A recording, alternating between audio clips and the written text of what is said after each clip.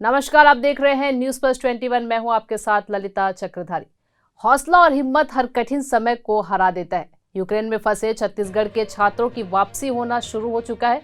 Ukraine से लौटे छात्र छात्राओं ने छत्तीसगढ़ मुख्यमंत्री सदन में भूपेश बघेल से मुलाकात की। यूक्रेन में छत्तीसगढ़ के तकरीबन 300 से 350 छात्र अध्ययनरत हैं, जिन्हें लाने के लिए ग्लोबल छत्तीसगढ़ एनआरआई कम्युनिटी भी जुटा हुआ है।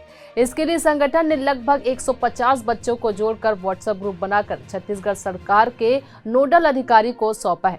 सरकार द्वारा किए जा रहे तमाम प्रयासों का अब रिजल्ट आना शुरू हो चुका है।